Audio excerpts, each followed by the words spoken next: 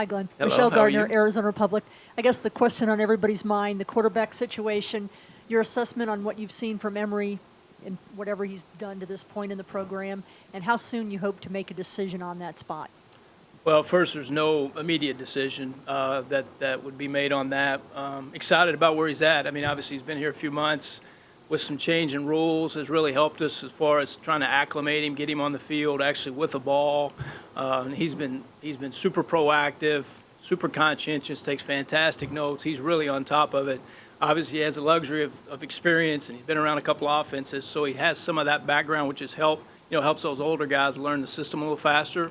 But we're gonna, push him in there, give him, as many reps as we possibly can with that, number of quarterbacks. It's obviously a unique situation, but it is what it is. But we'll give all those guys ample opportunity to show what they can do.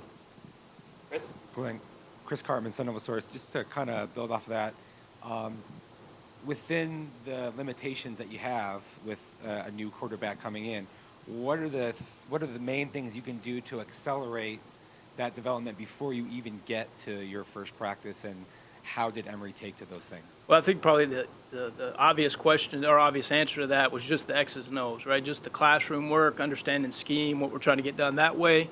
But it's something as simple as calling a play in a huddle, breaking a huddle, getting to the line of scrimmage. It's something as minuscule as you think that would be. I think that's important, just creating that foundation of when practice one hit, that's not something new. That's something he's used to, has a comfort level, and can worry about bigger things than some of the more minuscule things that you would think would be. And then even without working with him hands-on, from the feedback from other guys or Joe Connolly or whoever, what's the sense been about his sort of maturity, leadership, and some of those aspects? Yeah, like I said, I mean, he obviously has years under his belt. At that position, obviously you need leadership, you need a proactive personality. I think he has all that. I think Joe's been super excited about not only what he brings from a physicality, from a skill set standpoint, but how he's been able to implement himself within the team. I think he's been receptive throughout the team. I think everybody likes him. Everybody respects his work ethic, what he's all about. Greg right here, and then Craig in the back. Greg Moore, Arizona Republic. Coach, good to meet you. You too, man. What can you tell me about your running backs? And what can you tell me about the importance of a strong run game, even in a pass-happy football world? I think we're super excited about the running back. Me coming here initially in the spring, that was a little bit of an unknown for me, but going through the spring, seeing what those guys have been able to do, I'm really excited about that room. Obviously, X is creating some notoriety in the media as far as some preseason recognitions and so forth. But what he's done, not only on the field but in this building, as far as his impact on the team, has been really impressive. He's been voted to the Captain's Council. As a new guy, I think that's a huge compliment to him and what people think of him and what he's bringing to the table. Daniel, you guys know Daniel with limited reps last year, but every time he got in there, he was productive, he was effective, and I think we would continue that trend moving forward. And then the young guys with like Tevin, he came early, so I think he's a guy that's really made a nice leap in the right direction. Being a young guy, but being here in the spring, he's transformed his body. He's put on some weight, some muscle, some speed. Obviously has an understanding of scheme. So I think we're excited about where he's at. Even at being a young guy, he's ahead of the game. Craig and then Cole. Coach Craig Fooey, ABC 15. Hey, you've gone through a huge transition here this spring and summer with the guys.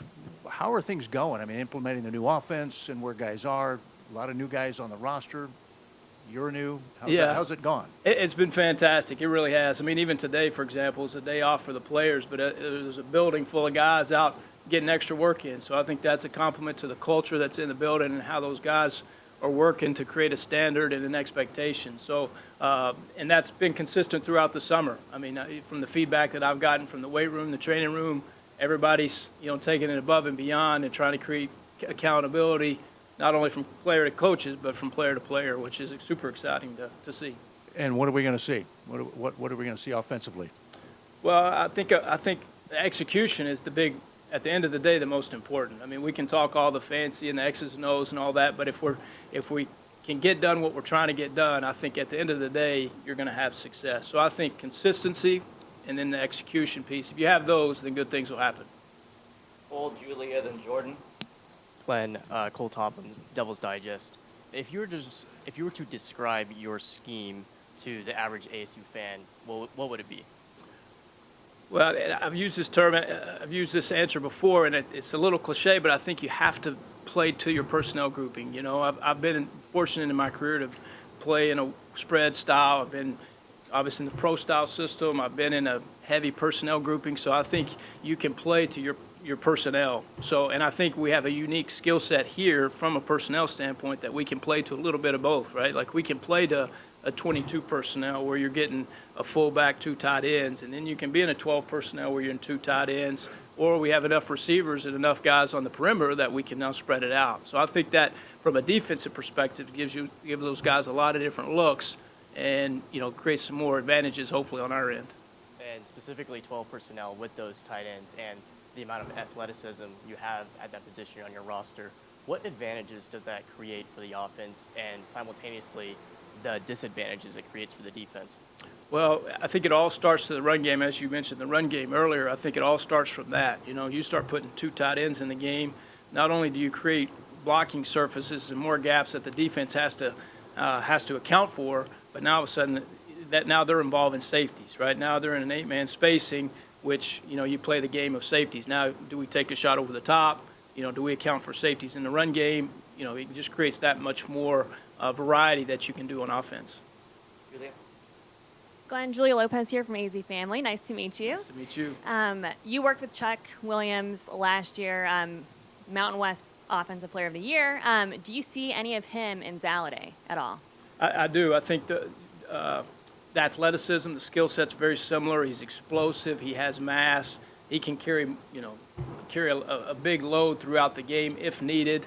I don't think you go into a game saying, hey, you're going to carry it 30 times, but you have the hot hand, let's roll. You know, let's give it to him and let him do his thing. So I think there are a lot of similarities.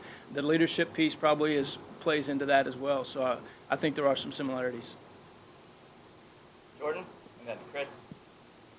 Coach Jordan Ham, Sports 360 AZ. The wide receiver room doesn't have a ton of experience at the college football level, but one guy who has played a lot is Cameron Johnson over the years. How have you seen him kind of step up as a leader of that group? Yeah, very similar to Emory with the history, the background. I think he's played under several offensive coordinators, so has had to learn multiple schemes through his career.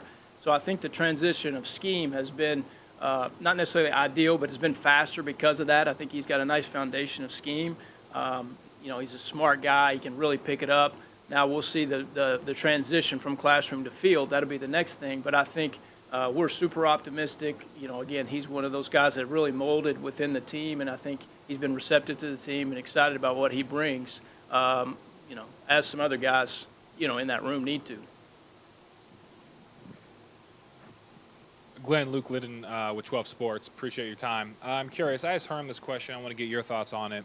When it comes to the quarterback position, and you guys haven't named a starter yet, how challenging is it for you to move that offense forward and find that identity? Do you feel like you're in a little bit of a holding pattern? I know you're going to find out a lot in the coming weeks. What's kind of your process when it comes to that? I don't know if we have much time to be holding, you know, at this point, right? It's August 1st. We got to go. So I think we have to force that issue a little bit, but also give each guy the ample opportunity to show what they can do. So I think you have to be fluid with your rotation, you know, get each guy in there with whatever the personnel grouping is, whatever the situation might be, and show what they can do. So I think we're going to be more aggressive than proactive when that's, you know, as far as that's concerned. What that time is yet to be determined, but, you know, we need to figure out sooner than later. Chris? Glenn, you talk about the importance of being adaptive to personnel.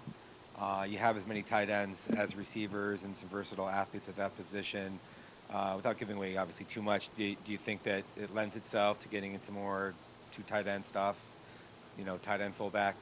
You know, what do you see from the? Yeah, I think so, and I think you can get creative with formationing too. Like, you know, a lot of times that's kind of the go-to is personnel, but I think you can get not only personnel but formationing. So, you know, through the years you see big personnel groupings, but you're in a spread set, or vice versa. Maybe you're in a small personnel and you bunch them all down and get condensed set. So I think you can get creative not only in personnel groupings but also formations within that personnel grouping. So that's one thing that we've really been able, you know, conscious to do, take a step back as we've self-scouted ourselves from the spring, is like, hey, let's with these personnel groupings, how can we be creative with personnel, maybe create some one-on-ones, create some matchups in anticipation of what they're going to do to us defensively and create some positives. Just to, if I try to understand that better, so you're talking about without huddling, being able to get guys into different alignments, move your receivers, move your tight ends to the outside, inside, to force defenses to make decisions about who they're putting on the field. Yeah, so I mean, you talk about like a Messiah. I mean, big, long, rangy target that can run. Jalen, obviously athletic. He's got the skill set of a receiver, but the mass of a tight end. So, that's a tough matchup defensively. And then how can we, take a step back and look how can we, benefit from what they bring to the table? Do you think that's a, sort of football scheme ebbs and flows? We saw Utah have a lot of success with its tight ends. Do you think that it's like there are teams that are doing that at a leading edge of something that may start to move the needle back in that direction? Well, I think if you have the personnel to do that, I think you need to do that. I don't know if it's necessarily a new thing. I mean, I've been with like Tony Gonzalez, for example. I mean, he's the best to ever play. How can we match him up on a one-on-one, on a maybe a lesser frame type guy, you know what I mean? So I think if you have those personnel groupings, definitely utilize them. You have an advantage that way. Mark? Hey, Coach Martin McClune, 3TV CBS 5. Nice to meet you. Good to meet you. Curious just about Emory at the quarterback position. How does playing in the SEC and seeing those defenses help him in his transition and competition for quarterback here? I wouldn't speak to the SEC specifically. I think it's just the reps that he has. I think he's got a comfort level in the pocket. You see that when during the recruiting process, you see that that he's calm, he's poised, he can work through progressions in the pocket. So we were excited about when we started the recruiting process with him. That was something that I think would be a smooth transition, as opposed to maybe a younger guy who has those limited reps that you get a little restless in there when you first start taking some snaps. He's got a little bit more patience and can see what's happening to him and react accordingly. Anyone else? Chris, go ahead. It's, you have a lot of new transfers on the offensive line. What do you see from some of the position battles? The left tackle, Boldy Glass. You bring Joey Ramos in. He could maybe play tackle or guard. So what do you see from some of those things? What I'm excited about, probably the most of that, is the position flexibility. Like you're saying, he could play tackle, could play guard. So Joey's played tackle and he's played center. Thomas Labossiere, he's played some guard. He can play some tackle. So I think there's some flexibility that way, which we're excited about. That gives you depth on the road. You obviously it takes limited amount of numbers on the road. So now all of a sudden, God forbid somebody at tackle gets hurt, well, he can play here or play center, whatever the case, right? So that's probably what I'm excited about. It brings depth, flexibility, and they're all great kids, man. They're working hard. The camaraderie in that room, it's really cool. They got a lot of cool personalities, so it's been fun to be around those guys. And now it's just accelerating that learning process, right? Like you say, because of limited reps, accelerating that learning process. So once the lights come on, they're ready to roll.